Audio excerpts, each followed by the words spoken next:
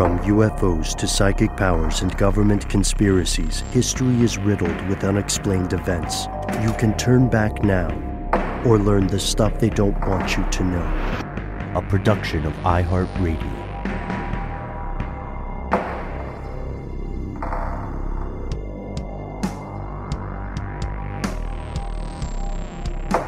Hello, welcome back to the show. My name is Matt. My name is Noel. They call me Ben. We're joined as always with our super producer, Alexis codename Doc Holliday Jackson. Most importantly, you are here, and that makes this stuff they don't want you to know. It's our weekly listener mail segment. We have some adventures ahead for you, some harrowing ones, some disturbing stories. Parts of this segment, spoiler alert, may not be suitable for all audiences. There are some at times graphic descriptions of violence here, but we have something that goes to the edge of science. There's something that has, dare I say, some shades of Wim Hof involved. And Matt, in our previous segment this week in Strange News, we got so rabbit-holed that we only did two topics. We went a little deeper on them than we normally do. But we ended up with you volunteering to hold over your strange news for the next segment. With that in mind, sir, do you want to kick us off on listener mail? This is just because I know this is a story that fascinates us both. Sure. This is, as you said, a story, more so in a lot of ways than a topic. So let's listen to the story and then we'll talk about it. Gentlemen, hello. First, let me get this out of the way. My name is David. I'm calling you from Indianapolis, Indiana. And you definitely have my permission to use my voice or anything you want in any way, shape, or form on the air or otherwise. I'm currently listening to your classic episode on the future of death, and I have a few things I'd like to throw in the pot. In the 90s, I was on a camping trip, and long story short, was exposed to extreme hypothermia. I died. I was dead for almost 14 minutes. Had to be airlifted out, had to have my heart restarted. Still have scars from the paddles. That's fun. But the point of this story is I was raised Catholic in a very religious family and had already kind of eschewed that whole belief system. But the sum total of my experience being dead was absolutely nothing. I'd love to tell you that there was some great light at the end of the tunnel, or I saw all my relatives and it was all happy, good, lucky, go time. But it basically, for me, at least, I have memories of beginning to freeze to death and then memories of waking up in the hospital, but nothing in between. Since then, I have gone on a very long and serious lifelong journey with psychedelics, mostly psilocybin mushrooms, to further explore this experience. And I keep getting the same answer, is that, once you're gone, but that's okay. You're still connected to everything that's alive while you're alive, and just be cool and make the best out of it while you can. Treat the earth and the creatures and everything around you, even the shitty people, the best you can. And that's all we can do, because that's all you've got while you're here. I'm sorry if that's bleak, but that's just my experience. Also, I just want to tell you that I have 3 favorite podcasts. You're one of them. I listen to you every single day. So thank you for all your hard work, gentlemen, and I certainly wish you the best and a wonderful new year. Peace. Peace. Peace indeed. Peace to you, David. Man, well. Awesome. Thank you so much for telling us your actual death experience. My goodness. We, on that episode, gosh, Ben, we might have to jog our own memories here talking about the future of death episode, but we've talked many times about near-death experiences that have been reported. We've talked about concepts of what an afterlife life could be in various religions, various cultures throughout the world. I have to say I don't know. It's weirdly, your message, David, is reassuring in a lot of ways. It's also, like you said, a bit bleak, but I like it that you ended with your current and future exploration of death and life through the use of psychedelics that we talked about just last time on listener mail. I would just have to say, I've read a lot about hypothermia. I've never experienced hypothermia, and that is not something I ever want to go through or wish upon anybody else. My goodness. It seems awful. Yeah, I'll be honest with you. It blows. It's not fun, but there's a lot of science here. Yeah. Oh God. Oh man. Okay. So guys, stop me. I get too weird with it. Okay. First off, there's pretty strong evidence that humans were once upon a time able to hibernate. We don't see it. I'm just saying we don't see it so often now, but that species had a form of hibernation or hibernative, if I could churchify the word, hibernative capacity for some time. There was a paper just recently published called Hibernation in Hominins from Atapuerca, Spain, 500,000 years ago. And this makes a pretty solid case that human beings were once upon a time able to hibernate. Also, if you look at just the body, we have the ability to do it. And there are documented cases of people passing that bug limit, right? Like, remember, all the ideas like your brain cannot have or if your brain is deprived of oxygen for X amount of minutes, you will inevitably have cognitive damage of some sort. But this guy, you came back, David, you came back after 14 minutes. How is that possible? It's because of how quickly you froze. And I'm just speculating here, but given that we know some of the neurocognitive basis of what's called the NDE or near-death experience, is it possible that you just froze so quickly that your brain could not experience that? Like we can map the parts of the brain that are active and, sparking and collabing with each other when people have a near-death experience. It's the left hemisphere of your brain will cause the type 1 thing, altered sense of time, feeling like you're flying, kind of like when you're asleep or you're falling asleep and you feel weightless. And then type 2, the right hemisphere, when you see and hear incorporeal, intangible things or sounds and music. So maybe, without knowing more about your situation, maybe the temperature drop just happened so suddenly that your brain went into flash freeze. So maybe that's what happened. That's a maybe. Yeah. And we're not sure, but that would, no, thank you. If you go on any sites, you can look at the different stages of hypothermia, and it's just any time your body gets below 95 degrees Fahrenheit. I believe it's 35 Celsius to anybody outside of the U.S. And that doesn't seem like that big of a change, right? We walk around at like 98 degrees, 98.6 on average, just dropping 3 degrees, 4 degrees essentially. You mean internal temperature, not your exterior? Yeah, internal temperature. Your the gooey stuff that's inside you. Well, it's the same gradation as like a really severe fever. It's just a couple degrees, Sure, but then it goes down to something that David probably experienced, which is probably in the lower to mid 80s, maybe even lower than 80 degrees Fahrenheit, 28 Celsius. That's when you have really, really dangerous situation going on where your heart likely will stop if you're exposed to, or if your body remains at that low temperature. And man, can only imagine. I'd love to hear more about what happened, like how it occurred, David, so we can have kind of a cautionary tale for all of us who like to go camping, even when it's kind of cold outside.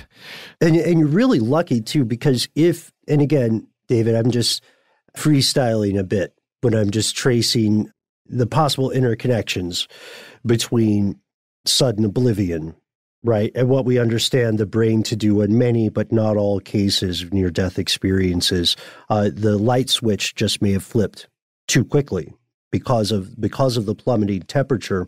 One thing, however, you're very, very fortunate in that you have not sustained heavy kidney damage, because a lot of times when people are, like I suspect what may have possibly happened is that for a time, your body entered a state of torpor, an emergency state of hibernation. There are documented cases of this happening. One of the big dangers then is if someone enters this state and they're brought back, there can be extreme damage to various bodily systems. So, all of us, we're so glad you are alive, man, and even more so that you have been taking this journey into thanatology, or the acknowledgement of mortality, which is one of the great questions, right? That's unanswered in a universally accepted way. Isn't it? We always have to say that, right? The question of mortality and death in the afterlife is unanswered in a universally accepted way. There are many, many people who feel like they definitely know the answer, but there's not one that everybody agrees with. There probably won't be for a while. But with all that being said, do you guys think, it makes me wonder, do you think the manner of trauma impacts the end-of-life experience? Oh, dude, now that is a great question, because it all lies in whether or not the brain itself has any part in, taking you to the other side, or if it's completely separate. Is it a soul thing? Is it a separate entity from your body that actually moves on if there is an afterlife? Or are you just experiencing brain death, and it happens at varying, speeds? Something like freezing to death is more of a slow process than, say, getting a bullet to the head, right? I mean, so you have time to experience your brain shutting down, and that must be a pretty psychedelic thing to experience. Whether or not you could call that transitioning out of your body in a soul type situation. Either way, a slower death like freezing or even drowning you'd eventually pass out, I imagine, but I would imagine that would be a much more, synesthetic kind of experience, where I would imagine that everything would become very vivid and you would probably really start to think in a way almost akin to an acid trip or something, where your neurons are firing differently as they're basically suffocating. We talked about, is it hypoxia, where lack of oxygen causes you to hallucinate and experience a lot of these things, where you eventually do die. I would say drowning is a very different experience from just, having a lack of oxygen due to altitude or something. But yeah, it can definitely cause hallucinations in seniors. And it's not just feeling like you can't breathe for a while. From what I understand, it's like system-wide lack of oxygen at the tissue level in your brain. Right? Exactly. But the ultimate question there, Ben, is how do we figure out if there was an afterlife, and you were setting out to prove it, as countless individuals have over the course of centuries and millennia, trying to prove that an afterlife exists and what it may or may not be. We don't have the tools or the methods, the physical methods, to test something like that is either occurring deep within the brain somewhere, or in a realm that is currently inaccessible to us, if there is some kind of actual place, right? I don't know. That's God. I just want to explore this topic more. Immortality, the search for the afterlife, all of that stuff. And I want to hear more from David. I want to hear more from you, dude. Absolutely. Agreed. Last question. What's that? Oh, flatliners. Do you guys want to do a flatliners thing? No, what are you guys doing later? No. You're talking about the seminal Kiefer Sutherland 1980s film with, what is it? Well, the woman who played Maid Marian in Robin Hood, Prince of Thieves. I can't remember her name. Elizabeth Mastrantonio? I always loved her name. You guys know how I feel about celebrity, but the idea of flatlining I think is great. I would be down to try it. Okay, I'll volunteer. I'm dead wrong. It was Kevin Bacon and Julie Roberts. Sorry, good. Wait, Kiefer Sutherland was in it, wasn't he? Yeah, him too. But it was Kiefer Sutherland, Kevin Bacon, and Julia Roberts. Okay. Of Pretty Woman fame. Mm-hmm. All right. So, well, I don't want to be flip. I am seriously interested in this because this research, David, it may be worth your time, depending on your inclination. It may be worth your time to reach out with your experience to some researchers currently, because people are still trying to figure out how to get folks safely to Mars or to other places beyond our moon and our planet. And frankly, we need all the help we can get. So you may be able to contribute to this research that's ongoing, which I think it's a beautiful thing to do so if you're so inclined. Yeah, dude, help us develop stasis pods, man. We need those. We need them, David. Let's do it. Man, you're right, Matt. So many things to ask about. Can we freeze people and bring them back in a reproducible, scalable way, right? Well, yeah, and if what David experienced was actually the coma, Ben, you mentioned it, but the coma or it is a coma, but it is a death-like coma. Mm-hmm. Very much to the point where the body doesn't seem to be breathing, doesn't seem to be doing anything. It appears to be death, but it's actually a coma that the brain has put the body into rather than actual death. Is that what he experienced, or was it full body death? I wonder how similar they are. I wonder how similar those two things are, because I honestly don't know. And what's Princess Bride? Since I'm doing movie references, he's only mostly dead. Yeah.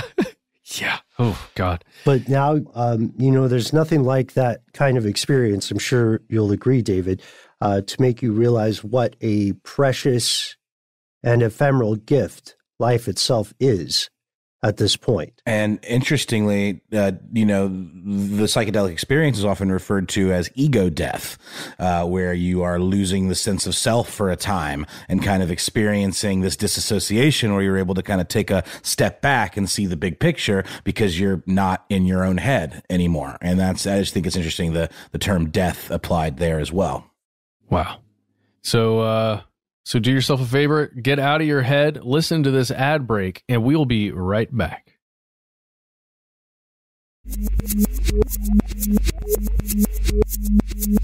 We have returned, and now we are taking a turn into very dark water, something that may be familiar to longtime listeners from the YouTube days or from our episode Cannibals. Fact and Fiction.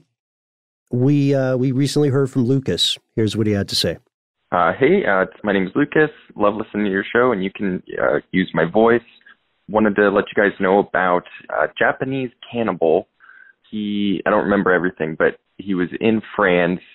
He killed a lady and ate her over several days. I don't know if he tortured her as well over those days. But he was tried in France. I don't remember the specifics, but some kind of legal thing happened, and he was just kind of sent back to Japan, let go, didn't go to prison or anything like that, and got to Japan, and they didn't do anything. And so he's a free man right now. He might have died by now. But anyways, have a good day. Bye. Thank you so much, Lucas. Now, this is a hell of a switch from our first story in this segment. The Japanese cannibal to whom you refer is Issei Sagawa. Issei Sagawa is a self-confessed murderer, cannibal, and what's known as a necrophile. If you haven't heard that word before, it means exactly what you think it means.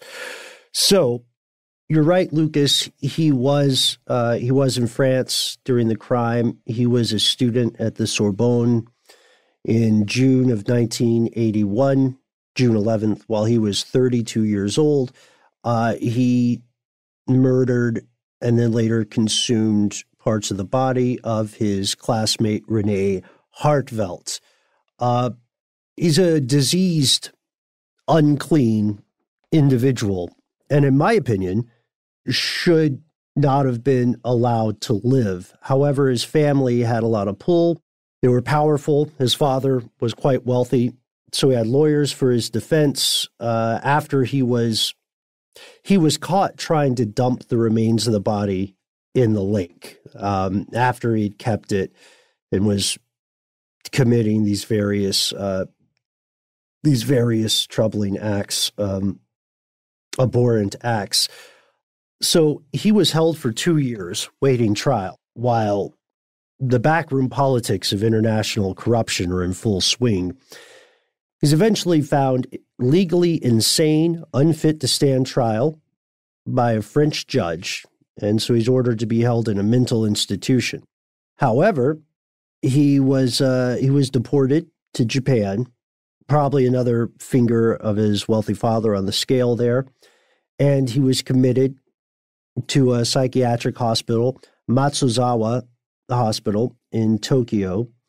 And then the psychologist who examined him there said that he was not insane, that he was he was aware. He knew what he was doing. He knew what he was doing was wrong. He was motivated by sexual impulses, and he also had the presence of mind to plan the murder and later degradation and mutilation of the body. In 1986, Sagawa checks himself out of the hospital on August 12th, and he has been free since that time in Japan. He has been a speaker at various events. He appeared in, think of like kind of a Skinamax pornographic film. He wrote books about his crime. He, for a time, wrote restaurant reviews. Believe it or not, this is all true. This is not even digging deep into his case. This is just what happened. He tried to teach at a French language school and almost got hired, but luckily someone had presence of mind not to do this. Sagawa's parents passed away in 2005. You can see that he made a very self-important and self-pitying interview in Vice in 2011. This guy is one of the guys on my list that I don't talk about much on air, but he is on it. He is currently alive. He's in his 70s. He will never see a day in court again. He will never see justice. He is unrepentant. He does meet the legal requirements to stand trial as a murderer. It was a miscarriage of justice in France. Everything you have heard in this story is true. If you would like to learn more, I suggest you not eat, but there is a documentary that's come out called Caniba, Caniba. It's a French-U.S. production that was scheduled to be released on July 12th, 2019, so pre-pandemic. Just to let you know how people interacted with this documentary when it was screened at Venice Film in 2017, a ton of the crowd walked out. This is a evil dude who did everything he said he did, and he's never going to see a day in jail. Yeah. You know, I think the worst part, no, that's not the worst part. The worst part is what he did and how he's acted over all the years. The next worst part is how much celebrity he experienced after doing this grisly act, and how, you know, there's so much art made about him because of how well known the story became, of how grisly the whole thing was. And Ben, correct me if I'm wrong, isn't he the guy that ended up publishing a story or drawings? What was it? What did he do? He has art out. He was in some adult entertainment, if you could call it entertainment. He wrote memoirs called In the Fog. He's written a couple of just terrible novels. His novels aren't good. Just to add that on there, in my opinion, his novels are trash as well. It's pretty interesting when you Google him. You know how like public figures come up with the little sidebar in Google. He is listed as a public orator. Really? Yeah. No way. That's his little subhead, and then of course it goes into the cannibal stuff. But yeah, I mean, and it says it all. It's, you know, just an excerpt pulled from Wikipedia. But yeah, he's listed as a public orator, not a serial killer, cannibal, necrophile. Although that is on the first line of his bio, so yeah, it's there. He's not a serial killer that we know of. Oh, fair enough. He's just a coward with a diseased mind who should have long ago been dead. Currently, he's fed through a tube into his stomach. His health is ailing. He has chronic diabetes. He has to change hospitals a lot because of his physical health. His siblings are alive. His brother June said that the guy still gets the urge to, quote, eat a woman every so often. And people had forgotten about him because he was out of the news. And these cannibal stories pop up every so often. Remember, there was the earlier European resident, I want to say maybe German or Austrian, who consensually consumed part of someone's body. They took out an ad. Mm-hmm. Mm-hmm. This is different because this is homicide. There's no obvious. It's weird that we even have to say this. There's no consent. The biggest conspiracy is how he got away. You know what I mean? There had to be bribery involved because ordinarily someone like this would not have been extradited. If they were alive today, they would be in prison, not in a psychiatric hospital, not in an assisted care facility or something like that. But he became, oddly enough, this is something listeners in Japan, maybe you can tell us a little bit more about, but he became, oddly enough, a kind of infamous celebrity in the country, Yeah, there's a list of documentaries profiling him, and the names kind of say it all. Cannibal Superstar from Swedish television from 1986. Excuse Me for Living from Channel 4 in the UK in 1993. The Cannibal That Walked Free from Channel 5 in the UK. Interview with a Cannibal from Vice from 2011. And Cannibal, the film that you were talking about. Yeah. Yeah. And of course, our heartfelt condolences to the family of the victim. Obviously, you could tell I am not, I think, being objective in this case. I've been fascinated with this person for a while just because they got away. They completely got away. There are no consequences. They took a vacation in a psychiatric hospital for a time. Honestly, Lucas, there's not a ton more to say. I think we looked at him a little bit in our earlier work on cannibals. Happy to report that the vast majority of cannibalism that occurs in the human species currently is going to be either symbolic cannibalism or it's going to be ritualistic, spiritualized cannibalism. Aggressive, non-consensual acts of cannibalism like this are the products of two things, really. One, survival cannibalism, picture the Donner Party or the rugby team in Alive, or two, the acts of animals that should be put down, in my opinion. And I'm not saying, I know that's a very hard line stance to take, and I generally have problems with the way the death penalty is instituted. The death penalty in Japan, by the way, just real quick on this one, is interesting. If you get death row in Japan, and they do have the death penalty, they lock you up and they don't tell you when you're going to ride the lightning. They just, one day they come in and they say today's the day. Wow, that's almost a form of psychological torture there, isn't it? Yeah, but by design, I'm sure. I have to say, this makes me think of this whole story has elements of two films that I really enjoy. Just the idea of there is something to be said about how a person like this could become such a celebrity type, right? And there is a film from 1992. It's a Belgian film called Man Bites Dog. That's about a serial killer that's followed around by a film crew. And it's sort of filmed like a documentary, where they kind of film all of his crimes and then eventually become complicit in it, because that is kind of what the media is. They sort of can become complicit in elevating figures like this to that kind of almost like demigod status. And then another one that I think is pretty divisive, but does a similar thing is Natural Born Killers, the Oliver Stone movie from right around the same time. I think it was right around 92 or 93. But that's also an excellent commentary on like how the media can kind of like create this bloodlust in the audience and like people who really like live vicariously through these types of things. So on the last note here with Sagawa, there was an interesting observation by one Makoto Watanabe, who was an associate professor of media and communications at Hokkaido Bunkyo University. Watanabe says the following, which is an interesting snapshot into Japanese society. And for listeners who reside in Japan, or if you speak the language, would like to hear your insight on this.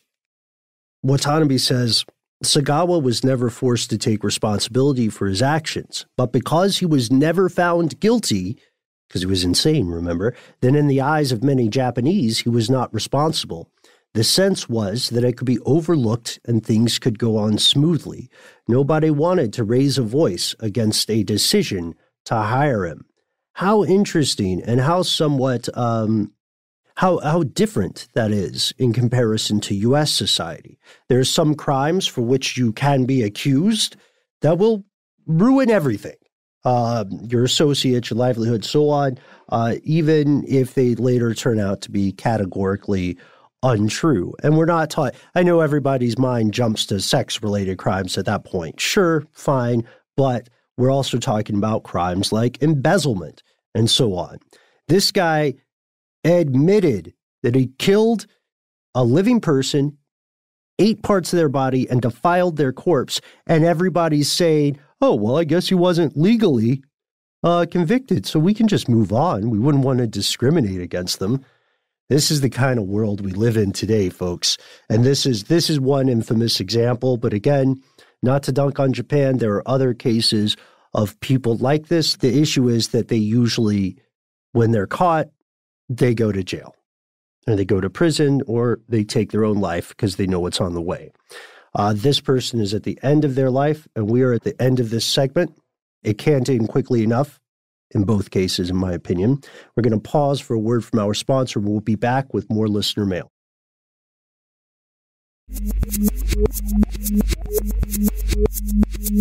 And we're back with our final listener mail segment of today's episode. This one comes from Amy. And I think the subject line says it all. Alt-right pipeline, gaming, YouTube, TikTok. Hi, gang. Love the show. Thank you for all of your hard work and research. I was chatting with my college-aged 19-year-old daughter the other night. With all the news about the Capitol riot, we were discussing alt-right and where the heck they came from. She mentioned something that is apparently very well known in her age group about the alt-right pipeline from gaming to YouTube to TikTok and the algorithm that connects or channels typically white young men to these groups.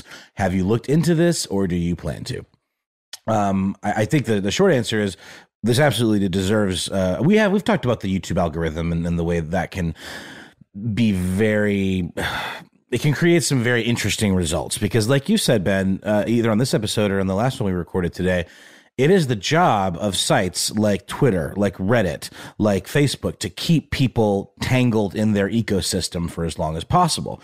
So it behooves them to give people recommendations that are engaging, and oftentimes divisive content is engaging. Whether you're just looking at it from kind of like a rubbernecky kind of, just absolutely curiosity kind of perspective, or which is how a lot of this starts. Let's not forget. But then you go down the rabbit hole after rabbit hole after rabbit hole, and before you know it, you could be indoctrinated. And it turns out this is absolutely true, that alt-right presences, we know for a fact they've used the internet with great success for radicalizing people and gathering followers and message boards and things like Stormfront websites, to various listservs and message boards and things on 4chan and 8chan that kind of get pushed off of more traditional platforms like Facebook. But we also know that Facebook has copped to, having not enough oversight over these kinds of groups coming up. And now we're seeing the tide really turn on that with what's happened in Washington at the Capitol, and now all of these kind of hate groups being deplatformed. with things like we talked about on the last episode, like Parler. It begs the question kind of like, well, where are they going now? What's the next step? How do they kind of infiltrate these other things without being so overt about it? And the answer is exactly what Amy was talking about. They are trying to be a little more sneaky about it, and they're going on places like TikTok. TikTok, you may say? I thought that was for like lip syncs and funny dance videos. And yeah, of course, that's absolutely the bread and butter of it. But the thing about TikTok that's interesting is you can have a relatively small like following. Like my daughter, for example, loves TikTok, and she has maybe like 1,000 followers, which is a lot. I mean, like she's 12 years old. I think that's pretty cool. And she is very into it, and it's a community, and she's like met a lot of interesting people her age that are into cosplay and stuff like she is. But even if you only have 1,000 followers, you can have a video that gets circulated to like-minded people through this algorithm, and they can be viewed hundreds of thousands of times. Typically, you think of views being associated directly with like how many followers do you have. On TikTok, it doesn't quite work like that. So there's a really great article on the Statesman, the New Statesman rather, called "How the Alt-Right is Pivoting to TikTok." And the way they're doing it is by putting up memes and little scenes that masquerade as this, kind of more traditional TikTok content, usually comedy or little skits, and having it use veiled language that promotes racist, xenophobic, or homophobic content. And it's harder for the mods to grab. And I think it's fascinating. And also places like Instagram, where a lot of kind of alt-right memes are shared, things like with Pepe the Frog, that are like a little harder to scrub for. They're a little harder to detect because it's not overtly hate speech, but it is painting a picture of like a mindset. Another article I read on Vice called "How Alt-Right Memes Are Indoctrinating Generation Z." It's because it creates this system, this cycle, where if like a kid sees a meme that's in this style with the Pepe the Frog, maybe they share it, but then maybe they get called out for it. And what does that lead to? That leads to shame. And what does shame lead to often? Anger, resentment of being told what to think, being told, what to share. And so that cycle then can bring these Gen Z kids deeper into the cycle of indoctrination, because they've been called out and they feel threatened, and it just makes them double down. So it's really interesting. I actually was texting my daughter, have you seen racist content on TikTok? And she said mainly in response to other people's content, which would be like people of color, cosplayers of color. That's her thing. She's all about this cosplay anime stuff. So she says occasionally she'll see response videos that people will do that are like making fun of or demeaning or trying to humiliate cosplayers of color or non-binary or what have you. And because it's such a tight-knit community, they come to each other's aid, they back each other up, they get those people kicked. But she does see it. And I don't know, it's scary because the internet is so powerful. Information is so powerful, and it's such a tender age for a lot of these kids, especially if they're in bad home situations. And this is like, giving them some kind of solace or some kind of sense of community. It's scary. And it's the whole deplatforming conversation. It does seem that works. It seems like when these groups like Stormfront, for example, was deplatformed, and that GoDaddy, the popular web serving provider, took away their account. And they got less of a reach as a result. So deplatforming does work. Even if it's a temporary ban, it means people will think twice before sharing stuff like that got them banned, because people use social media for all kinds of stuff. I mean, it's such a huge part of people's day-to-day lives that nobody wants to lose that privilege. So it does work, and I'm all for it. I don't know. What do you guys think? There's some really interesting stuff coming out of Pew Research and a couple other places that are really looking at millennials and Gen Z and comparing the two and just kind of their general temperament about a lot of things. And one commonality that appears to be increasing is questioning the regularly fed narrative in anything. So what is the official story? Well, I, as an individual, would choose to look for an alternative to that official story. I'm kind of proud of that. Maybe we had a small hand in that. I don't know. But that feels like a good move, right? To be able to think critically about anything, even if it's the official story that's, being told to you. The problem is that it makes each individual a little more susceptible to something that is alternative, right? Like vastly alternative, perhaps maybe a little on the edge or on the fringe. So it does seem like the younger people who are using newer, applications, newer platforms may be looking for a different kind of story and way more interested in that than anything that you'd see just on the news. I think that's well said, Matt. One thing you might notice, this happens in friend groups a lot too, is that people like to be Promethean. We want to be the person who figures the truth out. We want to be the person who brings the light. You've probably had those conversations where, people are in a contest to be the person who knows the thing. That's another iteration of this. I've been doing some digging into this, and Amy, I really appreciate your letter here because this is something that warrants an episode. There's some really interesting research coming out of the Swiss Federal Institute of Technology. They started by breadcrumbing comments on what they called alt-light videos, which could be gaming sources. Like, let's say, for instance, and this is not a real example. Let's say there's a Magic the Gathering channel, and the person or the personalities hosting that are also sort of sliding in some alt-light stuff, right? That's just a general term for something that might be alternative to the official narrative people hear.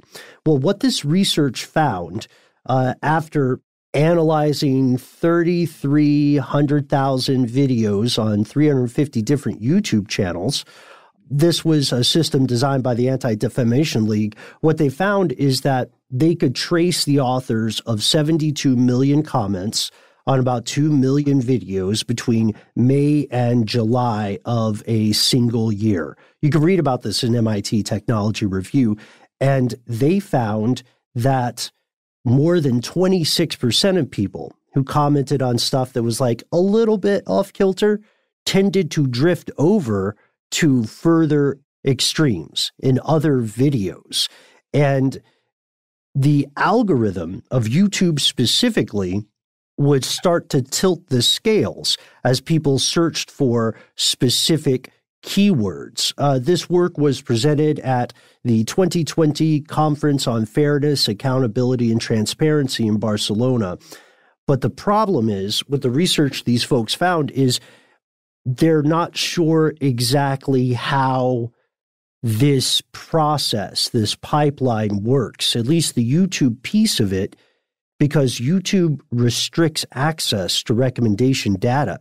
It's their secret sauce. And if you have experience on the creator side of YouTube, like Matt and I have done a lot with this, you're well aware of just how ardently YouTube protects that information because they don't want people to be able to radically game and break the system. But the bills coming due, that pipeline thing, it is real. Amy, it's not just something that your daughter made up. It is very much a real thing. There is quantitative data behind it, and it bears further investigation. I would love to make this an episode. Thank you so much for writing to us. And thank you so much to Lucas and David for leaving those amazing voicemails and giving us something to talk about. Always a pleasure doing these listener mail episodes with the best part of the show, that is you. That's right, you. Absolutely. If you want to be like Lucas, David, and Amy, check it out. Find us on Twitter or Facebook, where we're Conspiracy Stuff. On Instagram, we're Conspiracy Stuff Show. If you want to check us out on YouTube, we are Conspiracy Stuff. Oh, yeah. And we hope you are swayed by the pipeline. Our channel will take you down. At least, well, wait. I can't confirm that. I don't know what they're doing on YouTube right now, but hopefully it's good. Hopefully you'll enjoy it. You can, if you don't want to do that stuff, leave us a voicemail. That's right. You can call our number, Yeah. If you want to participate in a listener mail segment in the future, you can call us directly at 1-833-STDWYTK. You have 3 minutes. They belong to you. They are your own. All that we ask is that you, like our illustrious callers, thank you again, Lucas, thank you again, David, thank you again, Amy, for the email. Just let us know whether or not we can use your name or your voice on air. And also, if you want to hit me up directly with something, feel free to hit @BenBolin_HSW on Twitter or @BenBolin on Instagram. And if you wish, you can find me on Instagram at HowNowNoelBrown. And if none of that quite bags your badgers, you can always contact us directly 24/7, no matter when, no matter where, at our good old-fashioned email address where we are. conspiracy@iHeartRadio.com.